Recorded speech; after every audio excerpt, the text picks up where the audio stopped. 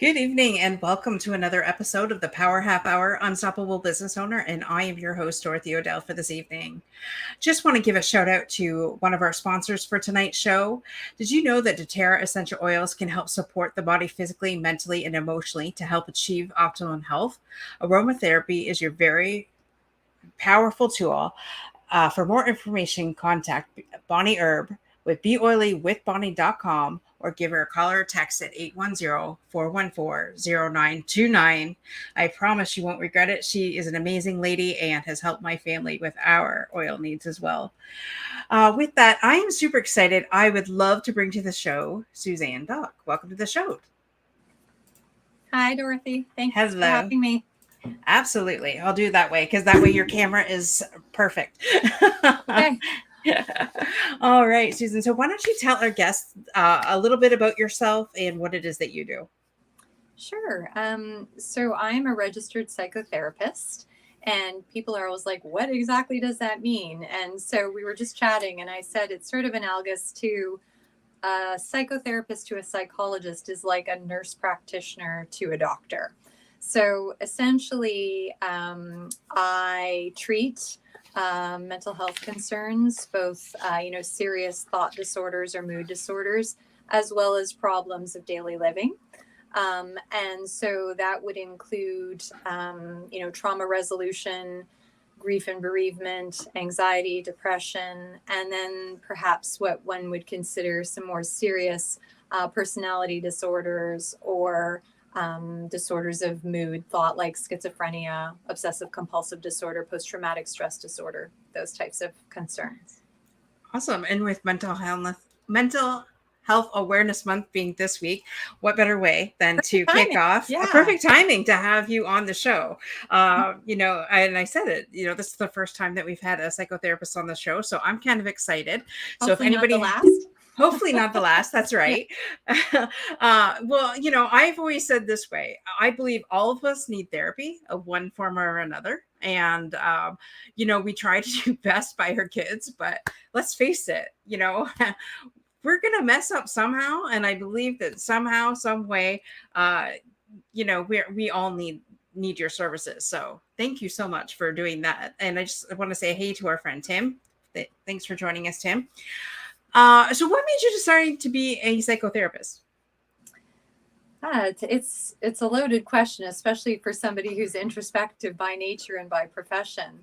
I can tell you that basically therapists are healthcare professionals. We are healers, we are helpers.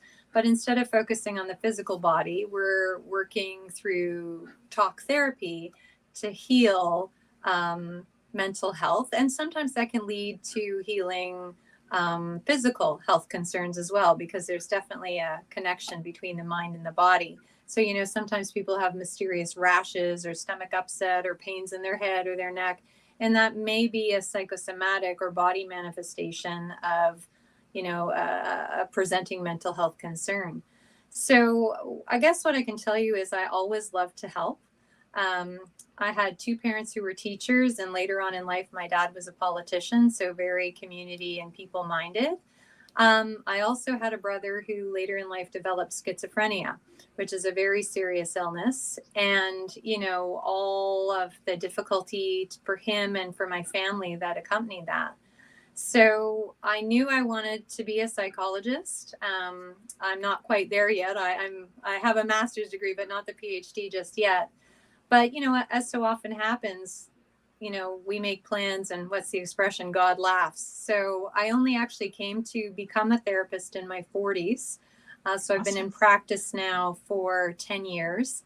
But it was definitely a later in life career for me. And in all honesty, I don't know that I would have been prepared for it when I was younger. It's taken the life experience and, kind of moving through my own stuff to get where I am today, to be able to help people through their stuff.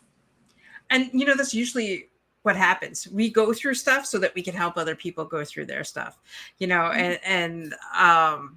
and it's usually when we go through those moments is when we find what we really want to do in life.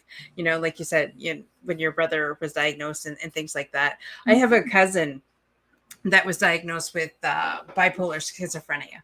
So with medication, she's managed to keep it on an even keel, but if she doesn't take her medications, it's like a whole new person. So, it's, and of course, then I would say that your body probably would adjust to the medication too, so that, but I like what you said about talk therapy, because I think that that's important. Medication can only bring you so far, but I think talking with that is definitely helpful for sure. Yeah, I mean, first of all, to your point, adversity is a great teacher, right? Mm-hmm. Um, and when we've gone through something and we've come out the other side, and I think that's your story as well. Yeah. We've developed certain skills or resilience or insight, or we've made meaning of an experience that hopefully will better equip us not only to live our best lives, but to help other people. And so, I have a lot of respect for what you do, and the people that you talk to, because they're obviously people who have faced something difficult. But rather than rather than have it level them, they've somehow been able to find the coping mechanisms, the internal resilience to transcend the experience, right? And to have become better, stronger, whatever you want to say. Not Right. that we're without scars, right? We are. Yeah. But to your point, just about medication, my sense is that sometimes medication, it is necessary. It's ideal if we can come at things in a really holistic way and not have to rely on that. But there are times where it's a ladder out of a deep hole. And so my sense is whether that's, traditional kind of, Western medicine in the form of antidepressants or, whatever it is you need to take, or if it's more holistic medicine through a naturopath or, a Chinese herbalist, what have you. If you need something else, you don't need to suffer. And you don't also have to necessarily, some people may need to be on it for a lifetime. Some people may simply need it to get them through a difficult transition, like a sleep disorder or a period of intense or situational anxiety. Right. I like that. And as somebody who tries never to be on medication, I will say that back when I was in my abusive relationship and working for somebody who was mentally and verbally abusive as well, it was a struggle. It was a hard time. I would get cluster migraines, and my doctor's like, "Well, I really think you should go on antidepressants." I said, "A last resort." And finally, after I just couldn't do it anymore. And so I said, "You have 6 months to get me off this, and like I'll try whatever needs to be to get to do that." But I know I'm a unicorn. I am not your typical person, right? Yeah. I am not your typical person. And to me, it didn't really do a whole lot except make me sleepy, which is really, trying to put me down as like trying to taser somebody. So it didn't work for me. But then again, I know others that it works a lot for. And so wherever you're at, but I also know with different medications, because, being through all the medical stuff that we have been with my parents, one medication could lead to some like a breakdown of something, your organs or something like that. So I like what you said about the holistic approach, trying to do that as much as possible, without taking the drugs that give the side effects and things like that. But again, wherever you're at, I'm not a doctor. I don't know. Whatever your doctor tells you to do. And neither am I. But, I do think that in our healthcare system, especially with physicians being so overwrought in their practices, the first line of defense is often to prescribe a pill, right, to the problem rather than look at the underlying cause. And that's really where talk therapy comes in. It's like, okay, we're not just treating the symptom, right? Which is depression, anxiety, whatever that looks like. We're also treating the trauma that often belies the symptom. And the drug perhaps can help with that, but the talk therapy has proven to be just as effective. So in some cases, not in all, obviously, but certainly the two of them combined can be very, very effective. And in some cases, only one is necessary. And I would as with you, I would always rather try and figure something out organically by talking it through than have to take something for it. Okay. And as somebody who has, like, I basically talked my way out of every situation that I've been in. And so I love what you, I really didn't even really associate that with what you said as talk therapy. I just like, I call it venting. I have an amazing support system. Yeah. I have 7 incredible ladies that I could give a call to at any time. One is a holistic doctor, another one is a coach, and the other ladies are just like sitting there, business owners, just waiting to hear from me. So it's just like cheap therapy. You just call your girlfriends and you have a bitch There's session, and nothing away more you go. therapeutic than a good girlfriend, that's for sure. Yeah. Right? But you know what? We don't have friends like that necessarily. A lot of people don't Yes. have that social support network, and they don't have those people. Like, Yes. that's and sometimes that takes time to build, right? And if you've been Yes. living in isolation or caregiving for somebody, you might not have that, and that's where a therapist can come in and Right. take that spot. And you know, that is so true, especially, and I'm gonna say it, like when the pandemic hit, it was like holy, like the amounts of suicides in my area, like there was 15 a day. You didn't hear that on the news because people were in isolation, right? And you know, people who were, and the kids that, you know, may not have a great home life, so when they go to school, at least they can see their friends and they have some bit of time. But no, then they're locked at home with their abusive parents for 8 hours. In this day and age, that shouldn't happen, but it still does. And so you're right. And people in isolation and things like that, it could, I have to say that the pandemic even affected me. The most upbeat person on the world, I think, well, most times, it did affect me, like to the point where I realized that I didn't even want to be around people. This is fine, but to network in person, it actually doesn't really do anything for me. It actually is like, no, I don't want to do it. And that has brought out, I know, a lot of more cases since the pandemic. Or would you agree with what you've seen in your studies over the last couple of years, like with your patients and things like that?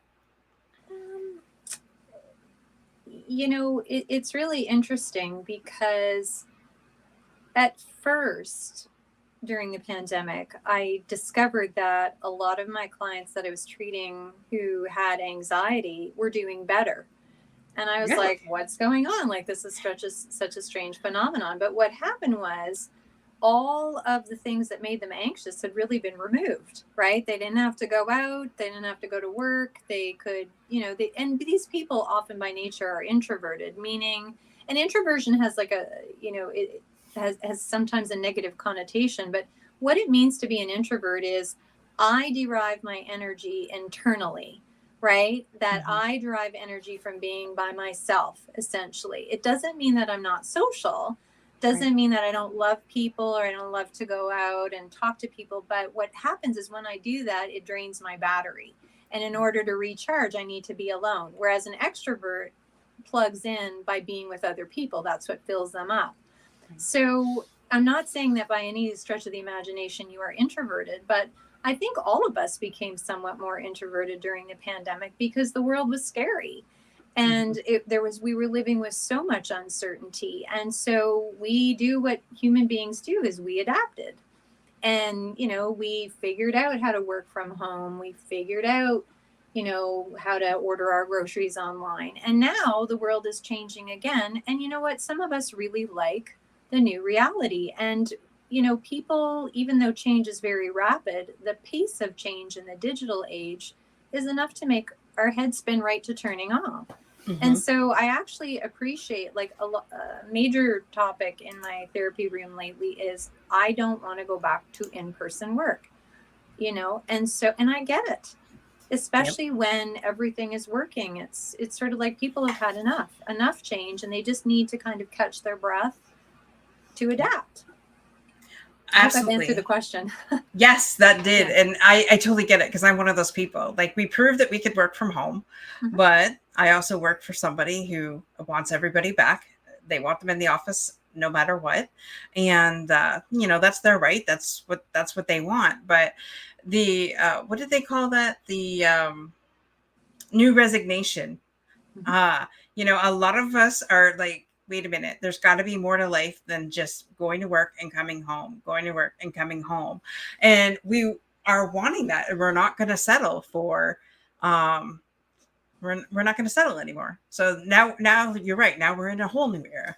Yeah, and research evidence actually shows that hybrid work models, where there's a combination of in-person and work from home, especially for knowledge workers, is the most ideal scenario, right? It's sort of like everything in moderation. That's the approach. But in so much too, like people saying, I don't want to settle, that's kind of maybe where rage quitting came out too. Like, don't push me to my limits or I'm going to go. And people just aren't settling anymore. And not being willing to settle is very different from being entitled, right? Yes. So not saying, I know my value, I don't want to compromise my core values, my time. That's fair, because what the pandemic also did was it said, like, life is tenuous, right? Mm-hmm. And so a lot of us have taken these last few years to say, what's truly important to me, Right. and why should I give that up? Absolutely. I love that. We're just going to take a little bit of a break here for our next sponsor. So the next sponsor for tonight is, ladies and gentlemen, are you tired of feeling stuck in your career or business? Are you ready to unlock your full potential and accomplish your goals with compounding growth so that you could live your life like a walk on the beach? Then listen up, because I have some exciting news for you. Today's live class is sponsored by the Left Foot Coach, an innovative entrepreneurial venture partner that will take your income and self-expression to the next level. With his established 5-pillar methodology, the Left Foot Coach can help you build a solid foundation for success and expand your potential. As a venture growth coach, the Left Foot Coach is dedicated to partnering with you and your establishment business to help you grow your income and achieve your goals. Whether you're an entrepreneur or a professional looking to take your career to the next level, the Left Foot Coach can provide you with the support, guidance, and resources you need to succeed. If you're ready to unlock your full potential and achieve your dreams, then schedule a free 30-minute call, inquiry call right now. And trust me, as a client who's experienced his growth interventions already, you won't regret it. So just go to the calendar link here, and I've actually put it in the comments as well, and get your 30-minute consultation today with Christian. Actually, I love what you said, Suzanne. Yes, I just love all of that. And there was a point I wanted to make, and then I should have wrote it down before I went to commercial break. That's okay. There's lots of good stuff in there. There was a lot of good stuff. And you're right. Like, we just really don't, maybe settling's not right the word, but just our priorities are changed, have shifted, right? When I say God first, family second, work third, was I really living that? And this last couple of years has really put that into perspective for me. And at times I can say no. I'd like to believe so, but honestly, I can say no. It was always work, work, work. Right. And so here we are. Wow. That right there is a whole other episode that we could do. Agreed. Well, the thing is, there's only so much of us to go around. And I often encourage people to think of, their time, energy, and their resources as being finite, right? It's kind of like, I'll borrow from a book I've read that basically says, we have to look at that as almost like a bank account, and that when we spend those things, we really have to think about where we're spending our time, our energy, and our resources, because otherwise we're going to consistently be operating in a position of overdraft. And so spend wisely, and saying yes to something might mean saying no to something more important.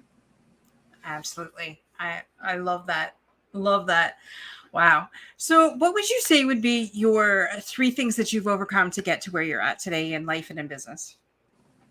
Yeah, great question. So I gave it some thought beforehand, because you're kind enough to let me know you'd be asking. So the first is I believe that I have overcome my own trauma. I heard a very wise professor of mine once say that you would rarely find a trauma therapist who doesn't have a trauma background, right? So we gravitate towards what we know. And so, my own life experiences, as I'm sure with everybody, have had moments of tremendous pain and grief and difficulty. And I believe that by doing my own work, meaning valuing myself enough to go into therapy when I was a younger person, having the courage to, leave dysfunctional employers or relationships that, weren't good for me or that I had outgrown or where I wasn't my best self. Um, making those tough decisions and dealing with the pain that so often ensues an end, Yeah. right, allowed me to always embark on new beginnings and to kind of be consistent with my trajectory of self-actualization. I mean, that's a big way of saying I followed my path towards my best self. And I'm still evolving, right? And I'm certainly no saint and I'm not perfect and I don't pretend to be, but I'm always trying to be better and do better. And, that's work. Yes. I feel I also overcame education. So, I think I have something, I always tell my kids, stay in school. And they're like, Mommy, how many years of education do you have? I'm like, I don't know, like 28 or something. But being a continuous learner. So as I mentioned, I went back to get my master's in my 40s. And that was actually after I was laid off from my job as a manager of talent acquisition for Rogers Communications. I had just come back from mat leave. I think I'd been back in the chair for about 8 months, and basically my job was gone. And so I had 2 little kids at home. They were 2 and 4 at the time. And rather than let that defeat me, and it was terrifying, don't get me wrong, I said, this is my chance to go back and do what I've always wanted to do. And so for 2 years, I made grad school my job. Worked a whole bunch of other part-time jobs and finally got through it and then was able to start a new career. But part of being a therapist is continuous learning. We actually have to learn new things all the time because the field is changing. So just also a commitment to continually improving myself academically and keeping up with the latest and greatest. And I'd say the last thing I've overcome is fear. Fear of change, fear of being in private practice where you are everything, right? There's no paid sick days. There's no, no marketing department, no, collections department, no administrative assistant. You're everything. And so just the fear of having it all on my own shoulders, but also loving that. Loving the freedom that comes with that, the creative freedom, the business freedom. Yeah. And the exhilaration that comes when you meet a challenge head on. I love that. And I have to say, the first thing that you said when you said that you used therapy yourself when you were younger as well, I love that because that just shows that you believe in what you're doing. Right? 100%. Because I am where I am because of it. Yeah. Exactly. So by you actually walking the walk and talking the talk, you know what it's like to go, have those traumas, walk through those traumas, get healing from those traumas, and to get yourself to the other side. And so, that's one thing I look for when I'm looking for like a therapist or a coach or somebody. Like, do you have one yourself? Because if you don't, then how can you really know what the other person's going through? Life experiences teach us that, right? Like, and most of us go through life experiences thinking, okay, well, we're going to help somebody else. Not everybody does that, and that's fine. Where you're at in life is great. But I love that you said that. Yeah, well, there's a saying in my profession is that your clients are only going to get as far as you've gotten. Right. And, God or the universe or whatever you believe in has a real sense of irony in that invariably the very thing you're working through as a therapist is what comes into your therapy room. So you're going through troubles in your personal life. You walk in and your client's going through a divorce. Right. Or, that type of analogy. So it's really important. I mean, even though I do feel very grounded in myself, I continue to see a therapist because I come up against things that I could use another, set of eyes and ears on. And I kind of see it more as maintenance at this point. Right. But it's very helpful to have somebody to talk to who doesn't have a vested interest in their own agenda, but is rather there unilaterally for your well-being. Right. And I love that. Thank you so much for sharing those 3 things. And what 3 things do you help your clients overcome? very similarly, I help them uncover or process their own grief and their own trauma. So that would sort of be the first thing, is I help them work through the past. Because on some level, the past forms who we are in the present and in the future. I also help to have them understand that we as people are made up of different parts. So, you know how you say, I'm of two minds about something? Like, part of me was like, yeah, I want to sit and talk to Dorothy for half an hour. And another part was like, geez, I'd really like to be home, like watching Netflix right now. Not really, but I get you. So would I. Yeah. But, for example, I might have a part that has an alcohol problem. And what that part does for me is it helps me escape from the pain of my traumatic childhood, right? And then I have another part that hates me for doing that, and because it causes so many problems in my life. But what I try and help people to understand is that there are no bad parts. Every part of us loves us and is positively intended towards us, no matter how negatively it may manifest. And so coming to know the different sides of ourselves, appreciating what their role is, and really befriending those parts, so to help towards sort of more self-acceptance, is something I try to teach people and to help them overcome. And in so doing, to release a lot of shame and guilt and regret. And finally, I try to help people uncover their own inner wisdom about what the best path is for them, as opposed to me giving them advice.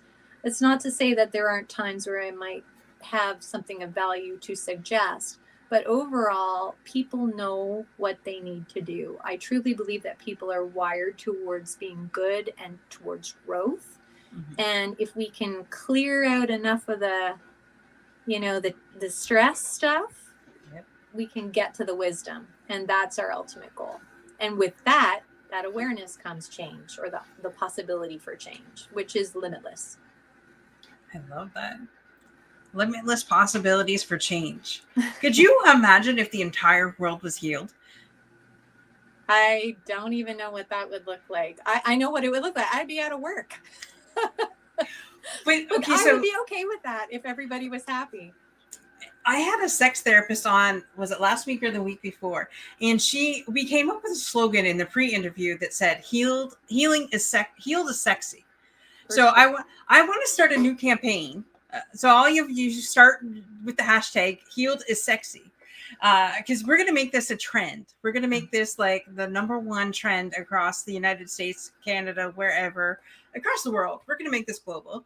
I'm declaring that. So yes, hashtag healed is sexy. I'm with you. You. And think of anything sexier than self-esteem and self-confidence. Right. And I know that there have been times I'm in and out of that. And most days I feel confident, but the occasional day it's like creeps up and it's like, no. And I can tell the difference. Like I can handle things a lot better when I'm confident in my marriage, at work, wherever, versus on those days where I'm struggling. And I've been on a healing journey for 15, 20 years, but I always say healing's like an onion, just one layer at a time.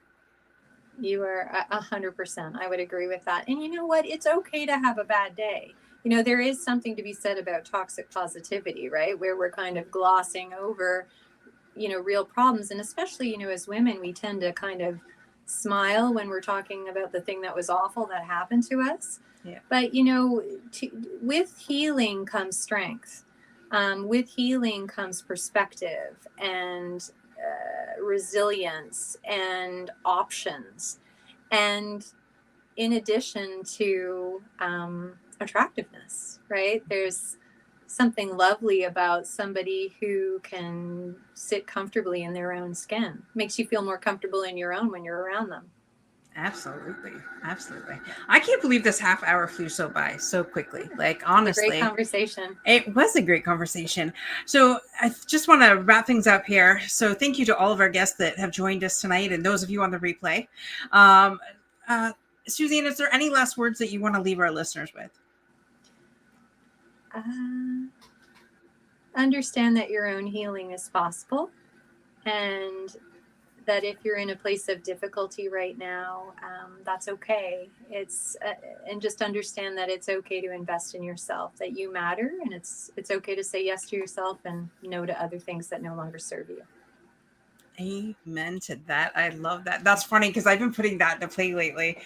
This phone that's just beside me constantly, except for when I'm in my bedroom, I lately have been ignoring it more and more. Perfect. Except what if it's opportunity calling you? Then you got to pick up. Okay, so sometimes at 10 o'clock at night, maybe. Sometimes I'll look at it depending on the person.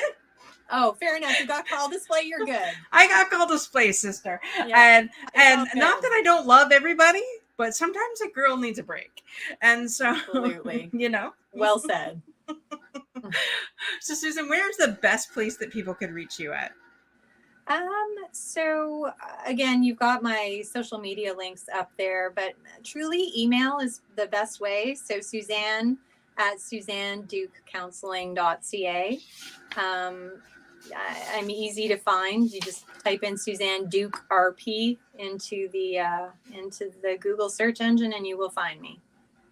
Perfect. I love that. I do have your email, I think, in the show notes, but I'm going to put it in the comments right now. Yes. Just so that everybody can have it. Oh, that's right. You're Canadian. Why do I keep forgetting I have a fellow Canadian on the show? It's not CA. I put com, but I'm fixing that right now. And that's why my name sounds so French, because I am Canadian. It's Suzanne. Yeah. Love that. French Canadian. Well, I'm just bilingual, not French Canadian, but my parents knew enough that Canada's a bilingual country, so they taught me both. Perfect. There we go. Why did I forget that? Yes, you're in Ottawa. It's okay. Love that. I love it when I have my fellow Canadians on here. Usually it's my Americans, but that's okay. Yeah. I love everybody. That's good. All right.